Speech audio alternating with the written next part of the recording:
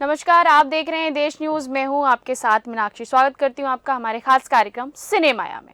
इस बात को तो कोई नहीं नकार सकता कि करण जौहर ने 90 के दशक के किड्स को कई यादगार फिल्में दी हैं, जिन्हें आज भी दर्शक बड़े चाव से देखते हैं। उनकी फिल्म कुछ कुछ होता हो या फिर कभी खुशी कभी गम, जब ये फिल्में टीवी या OTT पर आती हैं तो लोगों के इमोशंस उमड़ उठते हैं।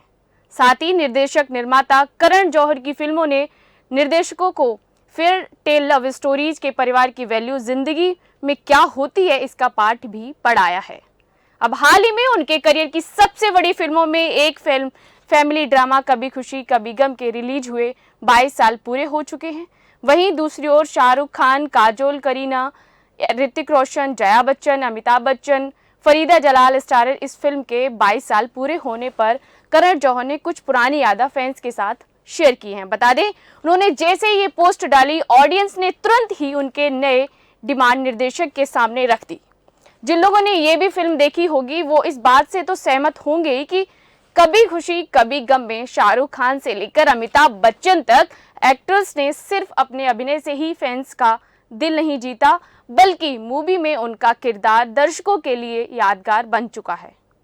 फिर चाहे वो राहुल का क्यूट अंदाज हो या फिर अंजलि का चुलबुलापन या फिर करीना कपूर का पू का किरदार, आज भी उनकी पीछे नकल करने से फैंस पीछे नहीं हटते हैं। तो वहीं अब हाल ही में कभी खुशी कभी गम के 22 साल पूरे होने पर कभी खुशी व्यक्त करते हुए लिखा, मेरा साल का रिमाइंडर यही है कि बस अपने परिवार को ढेर सारा प्यार दें। मेरे दर्शकों, जिन्होंने 22 साल के बाद भी कभी खुशी कभी गम की स्पिरिट को जिंदा रखा हुआ है। इस फिल्म की कास्ट अमित जी, जया जी, शाहरुख भाई, काजोल, डुग्गू बेबू के साथ साथ सभी को कास्ट और क्रू का बहुत बहुत धन्यवाद। इस जर्नी को यादगार बनाने के लिए दिलचस्प बात तो यह है कि कभी खुशी कभी गम के 22 साल पूरे होने पर ही करण जौहर ने अलग अलग प्रतिक्रियाएं भी दी। जैसे ये पोस्ट शेयर की, वैसे ही फैंस ने अपनी डिमांड निर्देशक से कह डाली।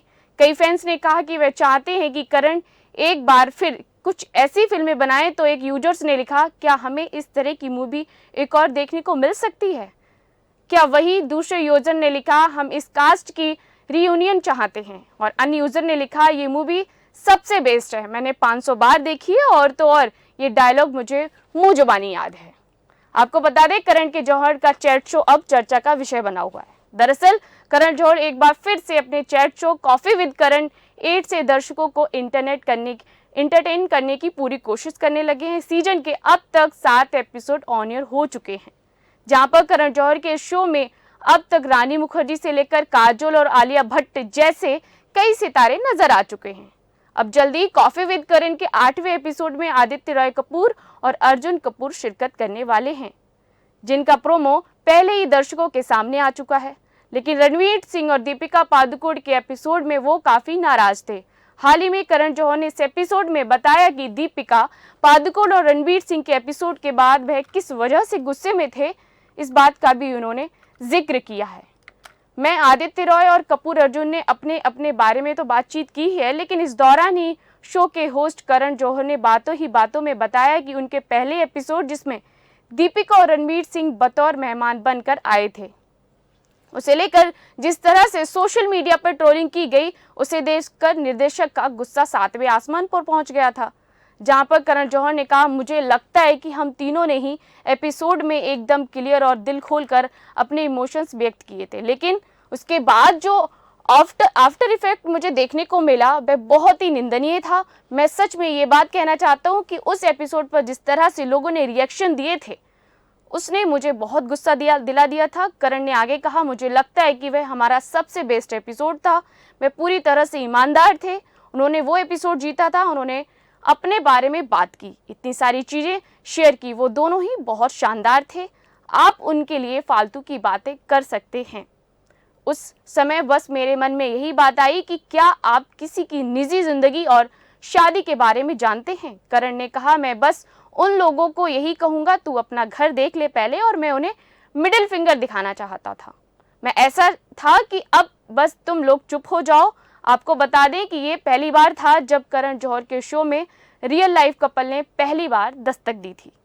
साथ ही दीपिका पादुकोण रणवीर सिंह ने अपनी शादी की कुल इनसाइड वीडियो भी सोशल मीडिया पर शेयर की थी। अब नजर डालते हैं फिल्मों पर, तो बॉलीवुड की सबसे लंबी फिल्मों में से एक एनिमल बड़े पर्दे पर 3 घंटे 21 मिनट पर है।